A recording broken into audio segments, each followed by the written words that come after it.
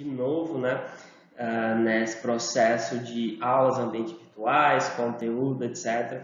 Eu quero trazer para a gente aqui um conteúdo que normalmente em livro didático ele ganha um espaço pequeno, mas que a gente precisa olhar com importância, tendo em vista que o futuro do planeta vai passar pelas mãos dessas duas civilizações que a gente vai conhecer um pouco do passado delas hoje. Estou falando da China e da Índia, né? Como vocês estão observando aí na abertura desse slide, com um exemplar de um guerreiro de um templo de Xi'an, de terracota, né, de barro, feito para proteger o túmulo de um dos reis importantes das dinastias na China, do imperador no caso, e aqui um dos templos da cidade de Nova Delhi, um colorido templo, né, com várias divindades do panteão hindu, demonstrando exatamente essa diversidade cultural que existe exatamente lá na Índia. A China e Índia são dois territórios por onde várias civilizações passaram ao longo do tempo. Não imagine que o chinês de hoje, o indiano de hoje, é a mesma coisa do que era no passado, porque não era. Vários reinos, várias formas de governo, várias civilizações passaram nos territórios onde hoje temos Índia e onde hoje temos a China, que são duas potências grandes hoje, né, da Ásia e do mundo, né? A Índia tem 1 bilhão e 400 milhões de pessoas, a China 1 bilhão e 600 milhões. São países superpovoados, com grandes territórios, uma diversidade geográfica muito grande e são potências econômicas, né?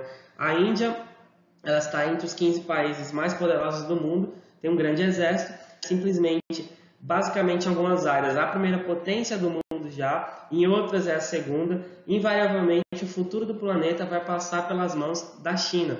As decisões da economia, da política nos próximos anos, já está acontecendo isso há certo tempo, vai ser algo comandado pela hegemonia chinesa. Então é importantíssimo a gente conhecer esses dois países, que são aliados em algumas áreas, em outras áreas nem tanto, mas é invariavelmente por eles que o futuro do planeta vai passar.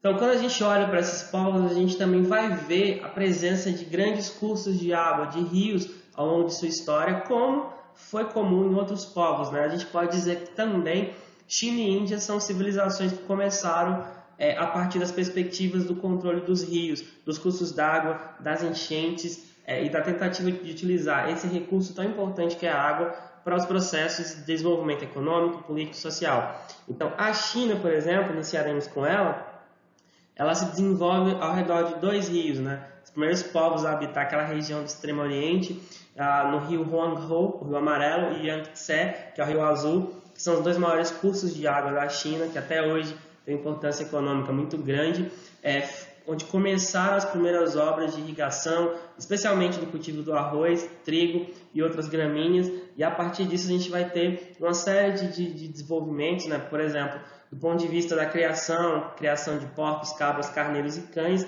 para alimentação, fabricação de cerâmica, a cerâmica chinesa é uma das mais antigas do mundo, né? E até hoje, inclusive, do ponto de vista arqueológico, se encontram muitas peças ainda nas escavações arqueológicas na China, e produziam tecidos de seda, que passou a ser uma marca muito importante das civilizações que se desenvolveram na China, né? A seda era um produto importantíssimo, exportado através das rotas comerciais, a mais conhecida delas, as rotas da seda, que saíam da China, do Extremo Oriente, atravessavam toda a Ásia, chegando até as portas do que hoje é a Europa. Então nós temos aí uma civilização que nasce com a perspectiva de agricultura e pastoreio, também como outras civilizações ao longo do tempo. Então, a história da China, os historiadores utilizam a perspectiva da divisão em dinastias. Essas dinastias, muitas vezes, elas estão relacionadas com a formação de estados, né, de governos específicos, com características específicas ao longo dos milênios, né? A história da China é uma história milenar. Então, a gente tem uma das mais antigas dinastias, talvez a primeira, a dinastia Zhou, ou Shou. A pronúncia depende muito do tipo de tradução que é utilizada. Essa dinastia, ela tem uma perspectiva inicial da conformação dessa civilização. Então, lá nessa dinastia Shu, ela começa a partir da conquista a partir de uma família chamada Shang, né? Então, na perspectiva dessa dinastia, o mandato do céu, ou seja, o poder divino, que não tá ligado à questão de Deus, é diferente. O céu, na perspectiva da China, é O céu ela não é igual como a gente concebe aqui no Ocidente. É uma perspectiva diferente, né? O céu está ligado a questões do mundo espiritual também, mas é uma relação entre terra e céu muito forte, naquele dualismo presente na visão chinesa. Então, essa doutrina, né? Nessa doutrina, o imperador era filho dos deuses, né? Ele ganhava o direito de governar através dos deuses para poder começar a exercer seu poder. Então, começa um processo de assimilação, né, na China, de várias técnicas de outras regiões, e aí você tem o desenvolvimento das primeiras formas de escrita, técnicas das artes chinesas, da arte da pintura, da caligrafia, e uma formatação de ritos religiosos. Que a gente vai falar um pouco sobre isso mais no final dessa parte sobre a China. Então, essa primeira dinastia, né, ela vai começar a dinastia Zhou, ou Shu, ela vai começar a organizar o território chinês até o século 8 a.C., a gente está vendo que é uma história milenar, e ela começa a desenvolver uma forma de descentralizar o poder, porque ela começa a distribuir terras para nobres e outras pessoas, e esses nobres e esses vassalos, né, começam a ter uma relação de suporte, de ajuda. Eu sou ajudante do imperador, devo lealdade a ele. Então, essa forma dessa relação de troca, de dar terra em troca de apoio, vai fazer com que essa dinastia dure bastante ao longo do tempo, né, e perpetua inclusive a formatação de um elite dominante em várias regiões da China. Então, a dinastia Shu ou Zhou, ela entra em declínio no século 8 a.C., porque começa uma disputa entre os próprios vassalos dentro do território dela, e aí um deles se destaca, que é nessa era que os chineses chamam de Era dos Reinos Combatentes, né? Em vários momentos da história da China, você vai ter períodos de confronto entre as várias regiões chinesas numa disputa de poder. Em alguns momentos a China vai estar unificada sobre uma dinastia, em outros momentos a China vai estar separada por conta das disputas internas. Então, no processo das disputas, no período que se passou depois do reino Shu ou Zhou, a gente tem a eminência de um reino poderoso, que é o reino Qin ou Qin.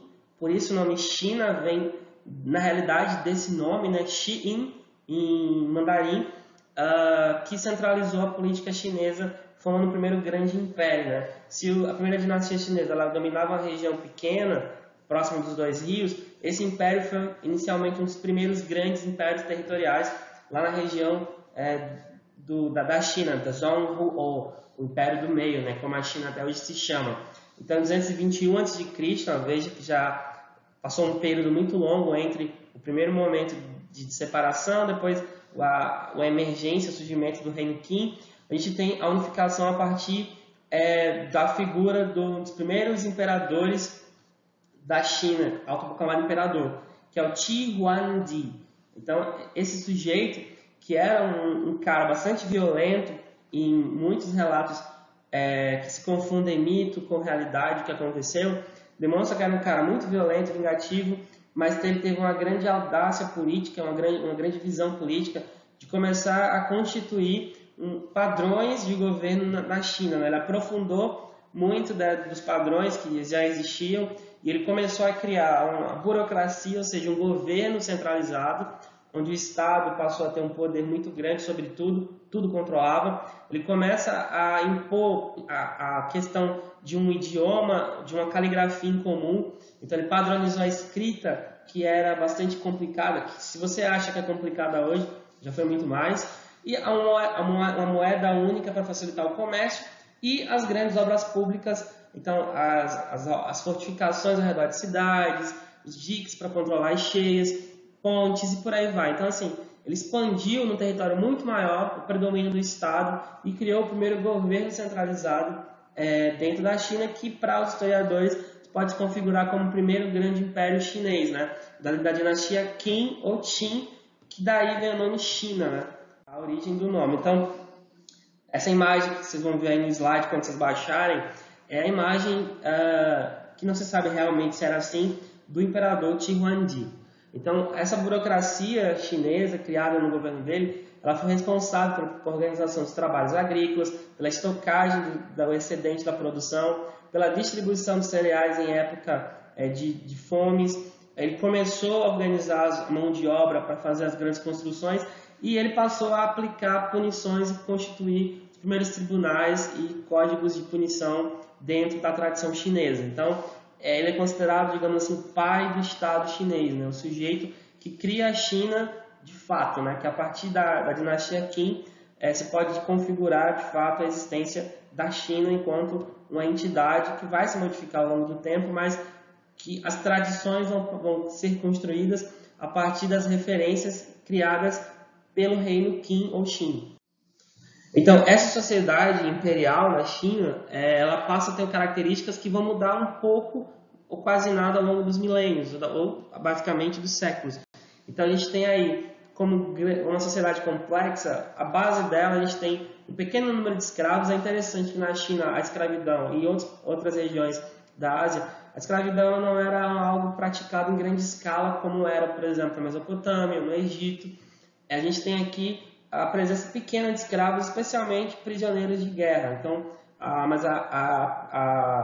talvez uma coisa que explique isso seja o desejo dos chineses de não se misturarem com outros povos, né? Existe um etnocentrismo muito forte que marca a sociedade chinesa, mas também pode ser por conta da existência de uma grande quantidade de camponeses que também faziam os mesmos trabalhos que os escravos faziam. Então, talvez a necessidade de mão de obra não fosse tão grande por ter muita gente que já fazia um trabalho que escravos em outras regiões faziam. Então, acima desses escravos, a gente tem os camponeses, que são trabalhadores, a imensa maioria, trabalhando nas terras que ou eram doadas ou eram pertencentes ao imperador e os seus funcionários.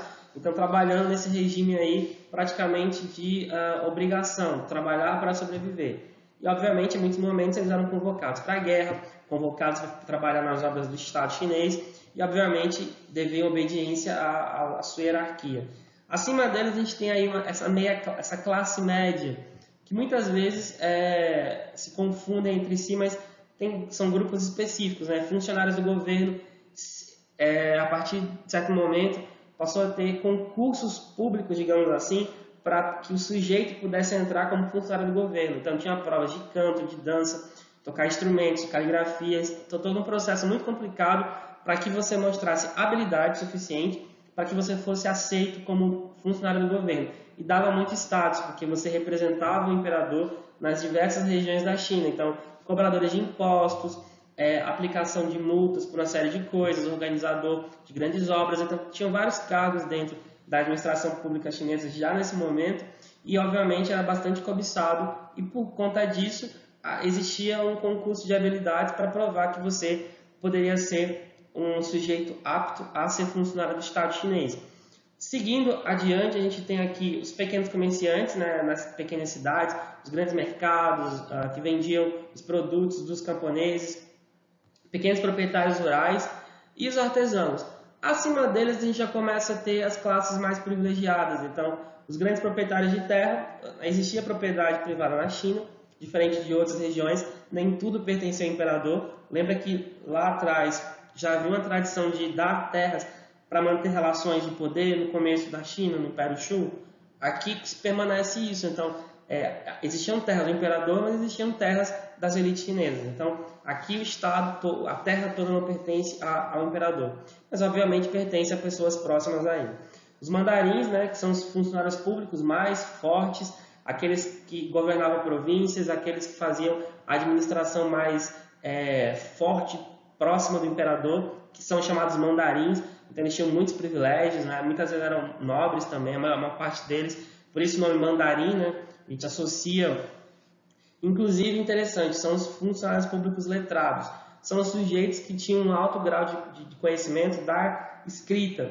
Por isso que até hoje o idioma chinês chama-se mandarim, exatamente por conta dessa classe que ela sempre foi associada à prática da escrita ao longo da história da China. E os grandes comerciantes, grandes empresários. A China tinha uma produção muito grande de seda, que a gente tem uma indústria têxtil, a gente pode usar o termo indústria para esse contexto, de uma grande produção desses objetos, né, de tecidos muito caros, rebuscados, que eram muito procurados, cobiçados na antiguidade por vários povos. Por isso que a China vendia para vários impérios. A China negociava com Roma, negociava com o Império Persa. Então, assim, a rede de comércio chinesa era muito grande. E exatamente quem dominava esse comércio era parte da elite. E acima desse pessoal todo está a família imperial, que vivia isolada nas cidades proibidas, né, das várias capitais da China ao longo do tempo, né? Nanjing, Pequim, hoje Beijing, foram capitais. E nessas cidades você tinha uma cidade dentro onde a família imperial residia. Nem todo mundo entrava, só as pessoas privilegiadas com acesso ao imperador e à sua família. Cada um tinha os seus quartos, tinha os seus serviçais.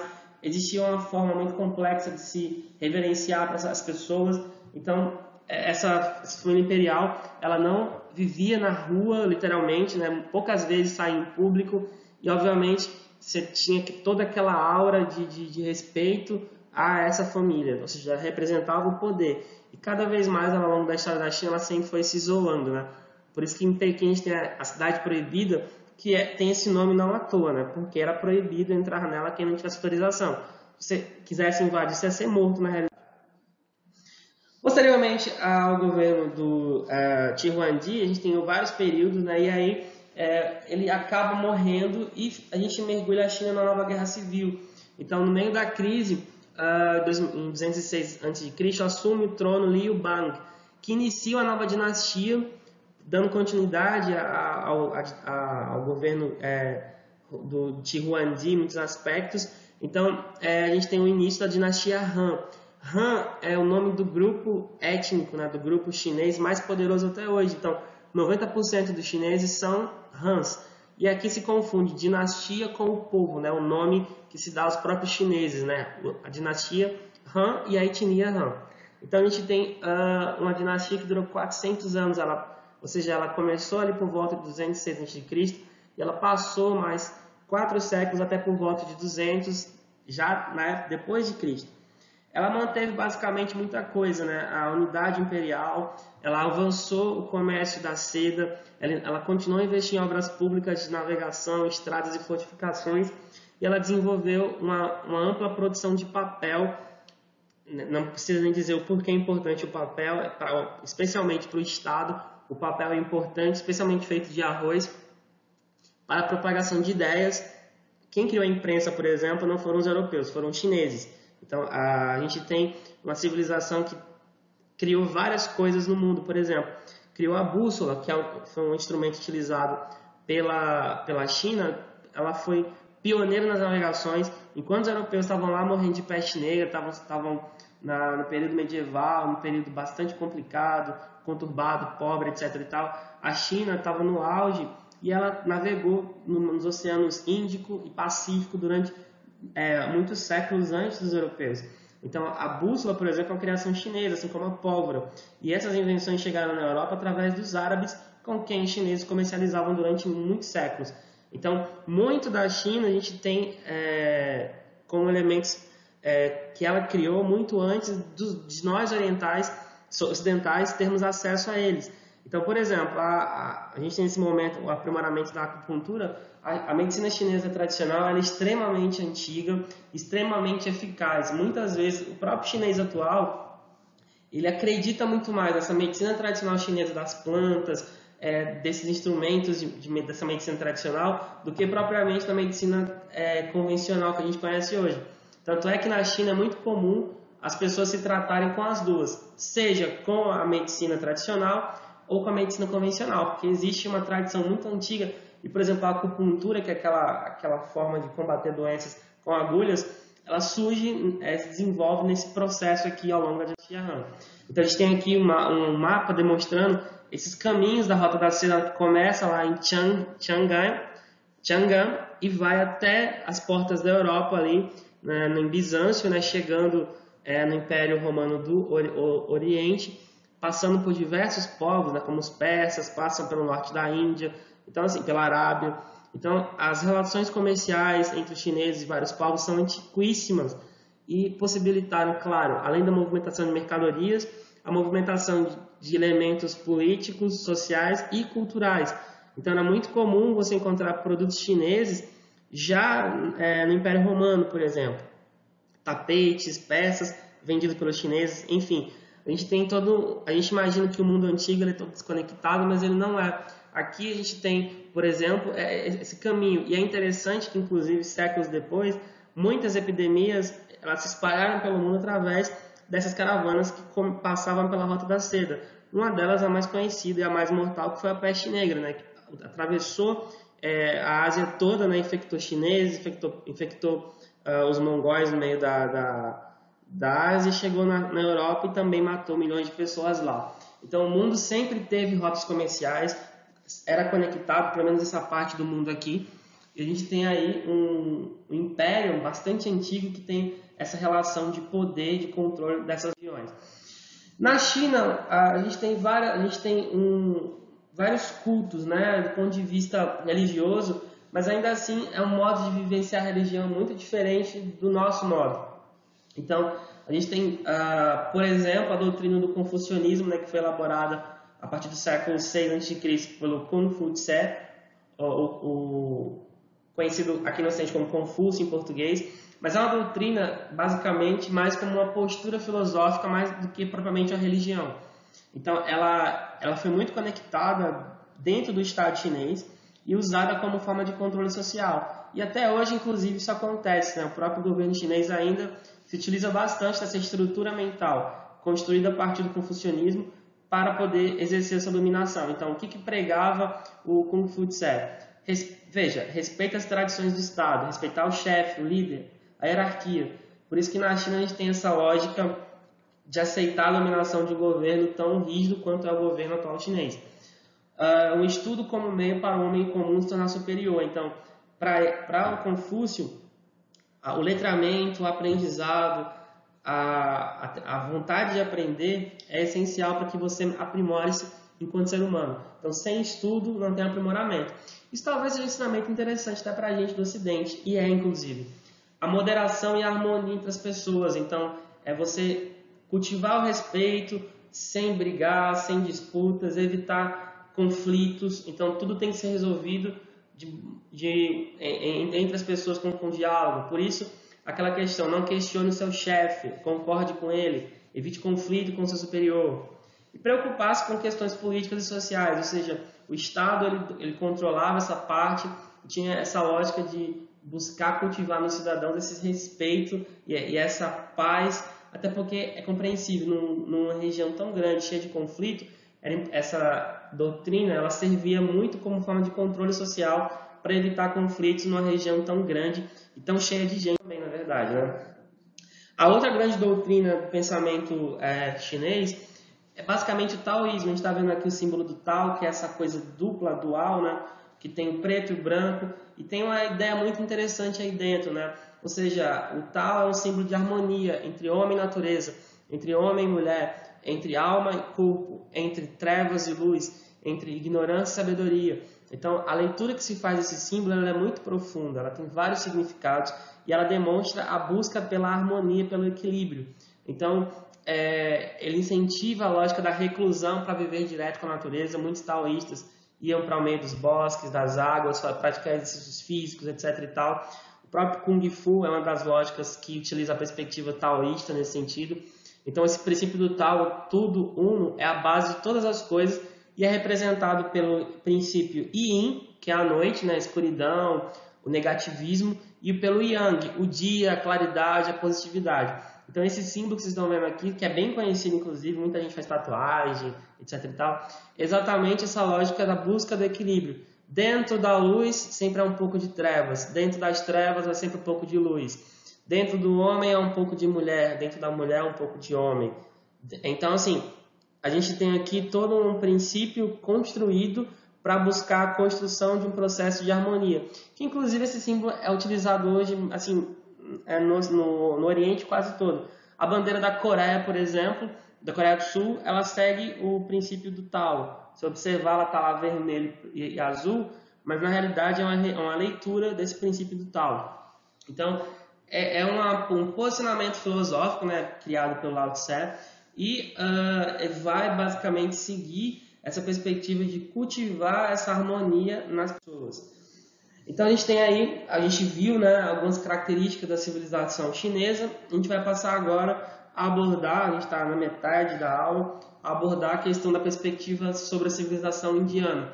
Então, assim como os chineses se desenvolveram ao longo do rio Amarelo e Azul, a gente tem aqui na Índia o desenvolvimento da civilização a partir de dos rios também, né? Então, a gente vai ter a importância do rio Indo, né, para desenvolvimento das primeiras civilizações no território onde hoje não somente Índia, mas Índia, Paquistão, Nepal e Butão e Bangladesh, que é a região ali que a gente chama de subcontinente indiano dentro da Ásia. Então, essa civilização primordial ali, inicial, é essa civilização que se desenvolve ao redor da cidade de Harappa. Veja no mapa aí que Harappa fica exatamente no vale de alguns dos rios importantes naquela região, que é uma região bastante complicada porque você tem muitos desertos aí. Então esses rios eram fundamentais. Era uma civilização urbana que se baseava no sistema de agricultura irrigada, por isso a lógica dos rios. A gente tem aqui ruínas das duas grandes cidades que se desenvolveram naquela região da Ásia, né, alguns milhares de anos atrás. A civilização de Harappa, ou Harappa, né, nesse lado direito de vocês, e abaixo as ruínas de Mohenjo-Daro, que é uma outra cidade que se desenvolveu lá naquela região do subcontinente indiano.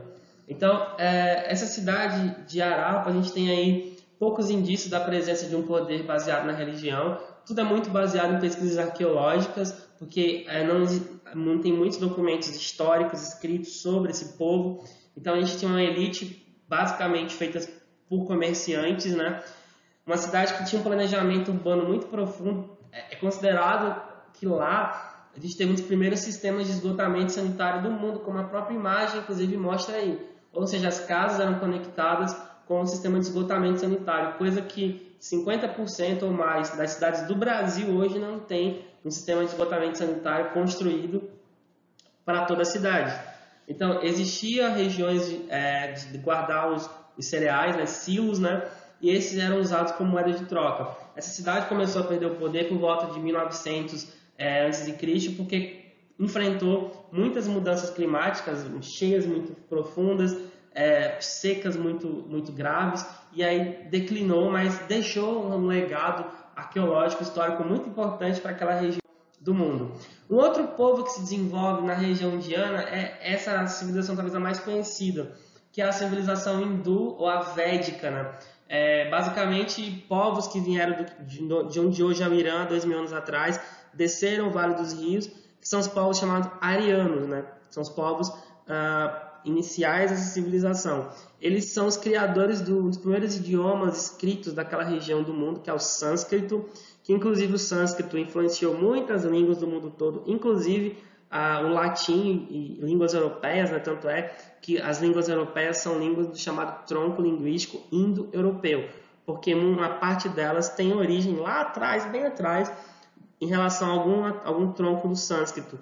Então esses povos eles dominaram vários povos que moravam ali, se apropriaram das tradições culturais daquela região e trouxeram as suas também, e a partir disso teve uma fusão, a formação de uma civilização nova a partir da relação da cultura dos arianos com a cultura dos povos que já habitavam esse Vale dos Rios, indo principalmente naquela região do mundo. Então a gente tem aí o outro lado, né, do local, porque a gente tem o rio Indo do lado esquerdo e o rio Ganges do lado direito, que é um outro grande rio importante, que inclusive esses três rios são considerados sagrados, né? Na verdade são três rios, né? Rio Indo, rio Ganges e o rio Brahmaputra. Brahma, nome de uma divindade indiana. Então há uma expansão desse povo para o leste, ele vai ocupar a região do rio Ganges, que a gente está vendo marcado em vermelho, mas não tem a formação de um império amplo, né? Eles são divididos em pequenos reinos, principados, que têm uma língua em comum, que tem uma chefia, cada um deles, mas eles acabavam disputando entre si, formando alianças de um grupo de um lado, um grupo de outro. Em muitos momentos da história da Índia, você vai ter essas guerras envolvendo esses rajas, né, esses reis, que faziam alianças, basicamente, nessas confederações. Então, isso vai ser uma continuidade muito grande. Mesmo quando esses povos eles vão ser invadidos por outros, né, por exemplo, os mongóis, eles vão permanecer ainda muito ligados a essa lógica regional de poder, esses pequenos reinos que vão acabar sendo dominados ao longo dos séculos por outros povos, como os mogóis, que é um povo, pelos árabes também, em muitos momentos, pelos mongóis, depois, bem depois, pelos europeus, lá no século XVII em diante. Então, assim, ao longo da história da Índia, vai ser um traço muito grande. Você vai ter poucos momentos de unificação desse território. Geralmente, quando ocorre, é de um povo que vem de fora, como o Império Mogol, por exemplo, como assim aqui. Então, cerca de 500 a.C., a parte noroeste indiana foi reduzida a uma satrápia do Império Persa, né? E a gente vai ter aí também, por exemplo, Alexandre, quando domina a Pérsia, vai dominar uma parte da Índia. E é interessante que quando Alexandre domina a Índia, ele traz bastante da cultura greco-romana para a Índia e forma-se ali, até no oeste da Índia, uma sociedade que vai ter alguns traços da Grécia culturais, especialmente arquitetura, filosofia, etc. E traços indianos, como essa imagem, inclusive aí, que é a imagem do Dario, do Alexandre, ela foi construída a partir da influência da visão arquitetônica de arte greca e indiana. Então, posteriormente, a gente tem uma restauração do domínio hindu com o rei Asoka, que é uma dinastia chamada Maurya, que ele vai restaurar o domínio amplo, né, do Ganges ao Himalaia e vai basicamente fazer algumas mudanças. Ele vai dizer, não vai ter mais guerra, eu vou parar de fazer guerra porque não é legal fazer guerra, então vou começar a pregar paz e amor. Ele se converte ao budismo, né, que é uma doutrina que surge aí na tradição. Interessante que o budismo surge do hinduísmo e cria uma outra perspectiva, lembrando que o budismo não é religião, ele é uma postura filosófica. Então ele se converte ao budismo e para de fazer guerra. Ele começa a fazer várias obras e ações sociais para minimizar a pobreza. Só que ele acaba morrendo e o império novamente em decadência, é invadido pelos povos, e a gente tem aí um outro momento. E aí, 320 depois de Cristo, tem uma nova reunificação a partir do Império Gupta, né, que tenta ampliar a influência e retornar um pouco dos traços dos períodos anteriores, especialmente o período védico ou hindu, só que também vai ser invadido pelos Hunos, que é um grupo que é descendente, né, do Genghis Khan e seus clãs lá do centro da Ásia, também em declínio. Mas ao longo da história da Índia, a gente teve aqui só esse apanhado geral, mas a gente tem traços, elementos que se perpetuam ao longo dos séculos, né? Então, por exemplo, os Vedas, que são livros sagrados, né, dos povos hindus, eles contam várias histórias, né? E uma delas é a forma como o mundo foi criado. Então, o mundo nasceu da expiração, não inspiração, mas inspira e expira do Deus Brahma. Então, do Brahma que nascem as pessoas, né? O Brahma é o princípio primordial. Então, a gente tem, depois como eu falar mais adiante a religião, a gente vai entender isso. O Brahma é um dos principais deuses indianos, né? Das várias religiões e cultos da Índia. Então, é dele o princípio da criação do mundo, na perspectiva desse povo. Então, é do corpo dele, por exemplo, que nasce o ser humano. Então, é a partir do seu corpo que as pessoas elas emergiram. Então, nessa perspectiva, se dividiu a sociedade em 5 grupos específicos. Mas por que está 4 em azul e um está fora? Porque, na perspectiva hindu, esse povo não faz parte do corpo, né? Ele está fora do corpo. Mas ainda assim, inclusive hoje é proibido na Índia você usar essa lógica das castas para dividir a sociedade. Mas ainda assim ela é muito forte, os casamentos são ditados por isso, as relações sociais são ditadas por isso, da sua origem social. Então isso diz muito, inclusive, da própria sociedade indiana ao longo do tempo. Então, quem são essas castas ou grupos sociais? Vamos começar de cima para baixo. Então, os brahmanes são os sacerdotes e os sábios responsáveis pela orientação religiosa e pelo aconselhamento dos governantes, e basicamente pela escrita também. Então, os brahmanes, né, Brahman e Brahma, eles são a cabeça do Deus, né? São a inteligência, aquele sujeito que está adiante nos cargos, que está na frente das coisas.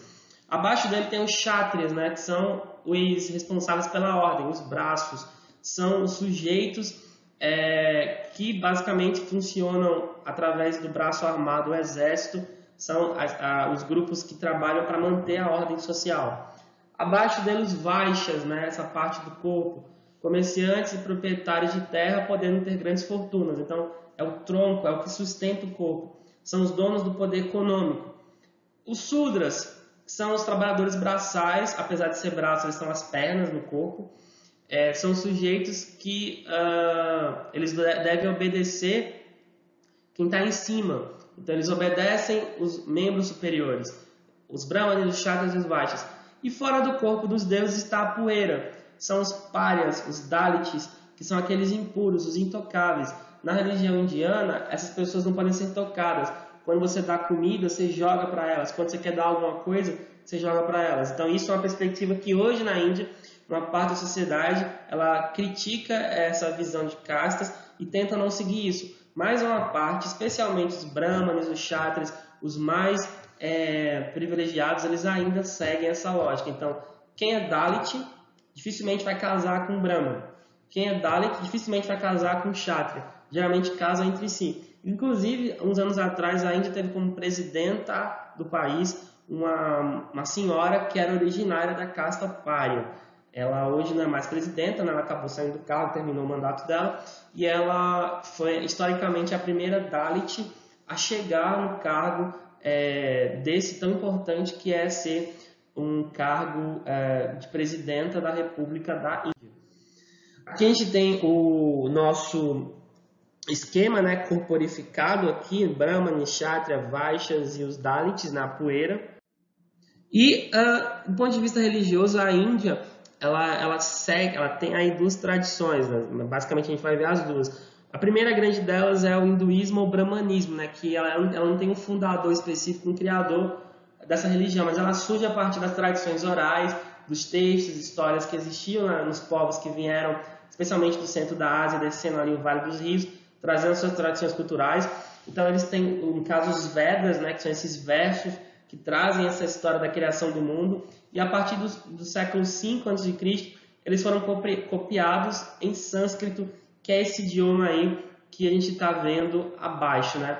Então, a gente tem várias fontes, esses livros, né, esses Vedas, que são o Bhagavad Gita, o Upanishads, as Ramanas, que são as grandes epopeias, Mahabharata, Ramayana, que são as histórias dos deuses, de vários deuses, né? Vishnu, Krishna, enfim, todos aqueles deuses indianos possíveis e imagináveis, eles têm epopeias, histórias sobre a vida deles, o que eles fizeram, como surgiram, como casaram, quem eles mataram, quem eles... Enfim, tem todo um processo de história que eram cantados, né? São músicas na realidade, que até hoje estão relembradas nas festas de cada região, de cada deus, na religião hindu. A gente tem aqui um exemplo, né, de como a relação desse povo com os rios. O rio Ganges, que é um dos mais sagrados do hinduísmo, ele é ponto, por exemplo, de enterramento, na verdade, de depósito de corpos, né? Na Índia, poucas regiões têm a tradição de enterrar os seus mortos, especialmente aquelas regiões que têm influência cultural ocidental, de portugueses e ingleses, eles enterram. Mas a grande parte da população indiana joga os seus mortos em fogueiras ou basicamente na beira do rio. E basicamente esses rios também são fontes de água e também de tomar banho. Você vai nas cidades, nos festivais que acontecem nos rios Brahmaputra, Ganges, eu esqueci agora o nome das cidades que realmente tem um festival muito conhecido, que são dias e dias de peregrinação, de festa, etc.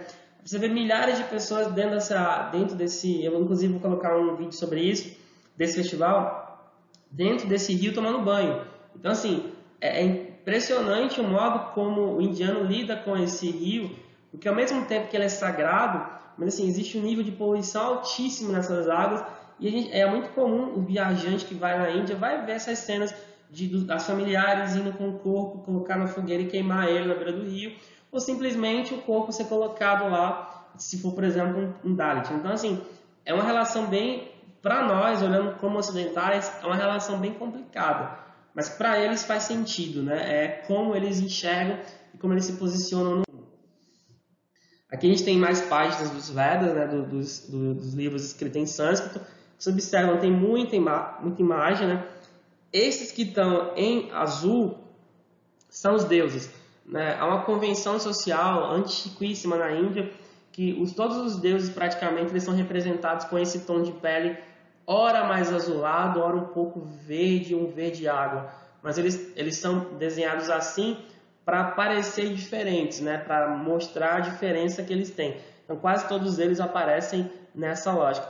esse aqui de baixo, né, do último quadro, que tem vários braços e várias faces, é o Brahma, né? O Brahma tem quatro cabeças, ou quatro faces, porque ele está olhando para as quatro partes do mundo, né? Norte, sul, leste, oeste. A gente tem aqui vocês observam ali, a gente tem aqui a tríade inicial, né, da mitologia indiana, e você vê que são deuses que têm uma dualidade, né? Eles parecem homem, parecem mulher ao mesmo tempo, né? A cor deles é diferente, você observa que é uma cor que dá destaque. Nessa representação aqui, o Brahma ele tem várias cores, observa que ele está com esses vários rostos, tá mexendo, como se mexesse a cabeça, e está em cima da flor de lótus, né, que é uma flor sagrada, tanto do hinduísmo quanto do budismo, e ele é o sujeito que criou o cosmos, né? Então, assim, é aquela frase, ele é Brahma, ponto. Dele veio tudo, dele vai tudo, na mitologia hindu. Então, ele é o criador do mundo na perspectiva hindu. Ele tem vários braços exatamente para demonstrar as várias habilidades que ele tem e atribuições como divindade. Então, ele é o princípio criador. Existe o princípio protetor, mantedor, que é a Vishnu ou o Vishnu, né? Também há uma dualidade aí. Então, o Vishnu ele é o cara que mantém a criação de Brahma. E na visão hindu, há o princípio da destruição, porque a criação, a manutenção e a destruição, todas estão lado a lado e ao mesmo tempo. O mundo nunca vai ser o mesmo, ele sempre vai mudar, apesar de ter o princípio da proteção. Então, o princípio da destruição, Shiva, né? Ou a Shiva, que é essa divindade que está aí no extremo direita, demonstrando exatamente essa perspectiva tripla, né? Dessa religião tão complexa que tem, na realidade, milhões de deuses. Isso aqui é um pequeno pedacinho assim dos povos. Outros deuses importantes e adorados, né, na mitologia, a gente tem o Krishna, que é um dos meus favoritos, inclusive, que é um deus arqueiro, né, que ele tem várias histórias contadas nos Vedas sobre ele, os seus feitos, né, de buscar, de ser um bom amante, de ser um caçador, um bom guerreiro. Então, assim, ele é um deus muito adorado na Índia. Um dos mais bonitinhos, que é o Ganesha, que é o deus da fortuna, prosperidade, da bonança, né? Por isso é um elefante, inteligente, está cheio de comida, também está no lótus. A Kali, que é a deusa da morte, mas a morte não como um processo, né? Na visão hindu, há o processo de reencarnação. Então, você morre e você vai voltar. Agora, como você vai voltar? Essa é uma das lógicas da religião hindu, que inclusive o budismo pega bastante disso, né? Do processo da reencarnação. A lógica do ser humano no hinduísmo é sempre melhorar enquanto ser humano, aceitar a missão que ele tem na vida, né? Ou seja, nasceu Dalit, ele não pode desejar mais do que aquilo, ele vai aceitar aquela missão e seguir adiante, porque foi vontade dos deuses. Então ele vai buscar sempre melhorar naquela perspectiva. Morreu e aí melhorou, ele pode voltar diferente. A lógica é, você não vai reencarnar mais. Então você vai passar por um processo de purificação ao longo das suas várias vidas, até que você não reencarne mais. E obviamente é interessante essa perspectiva que, inclusive, como eu falei, o budismo pegou e o espiritismo ocidental copiou literalmente dos hinduístas e budistas esse princípio da reencarnação do espírito. E a Surya, que é a deusa o deus do sol, né? A gente tem o dourado, a gente tem a relação com a agricultura, todos os processos importantes, né, para um povo. Então é uma religião muito legal, assim, de conhecer do ponto de vista cultural. É muito complexa. Para a gente parece ser estranho muitas coisas que eles colocam aí nesses cultos, mas é uma outra forma de enxergar o mundo e muito mais antiga do que muitas religiões, como o cristianismo, como o judaísmo, como o islamismo. Então, enquanto que o judaísmo estava surgindo, o hinduísmo já existia enquanto religião há alguns milhares de anos.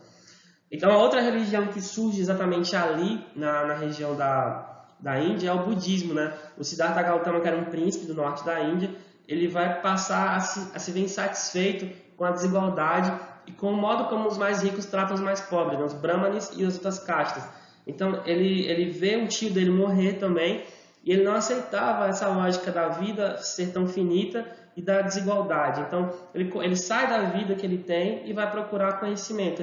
Ele rompe com as tradições hinduístas que ele acreditava e vai passar a viver como um peregrino pelas cidades, etc. e tal. Então, a lógica dele é se libertar ou seja, todo mundo poderia ter acesso à libertação da alma, né? Não somente os mais importantes. E o desapego às coisas materiais era algo fundamental para que a sua alma pudesse se libertar. Então, o apego gera sofrimento. Então, a lógica do budismo é que você se desenvolva enquanto um ser espiritual. Então, os ensinamentos do Buda, na realidade, Buda não é o nome dele, né? Buda é um atributo que é o iluminado, por isso que ele é representado em posição sempre de meditação, com as mãos em cima da outra, e esse halo aí, porque a busca do budismo, nas suas várias vertentes, é buscar sempre a iluminação. Mas a iluminação não é a luz, não. Viu? É a iluminação no sentido de se aprimorar enquanto ser humano. Então, essa é a lógica.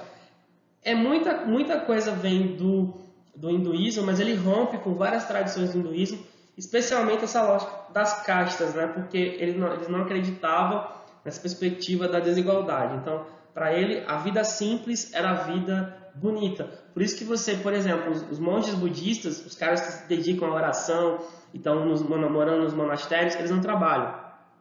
E eles não podem ter propriedades. Então, eles só comem quando alguém dá para eles. Então, é muito comum os monges, em momentos de conflito, não comerem, morrerem de fome e tal. Porque, assim, eles esperam que alguém vá lá entregar para eles, porque ele está fazendo orações, ele está mantendo a harmonia, né?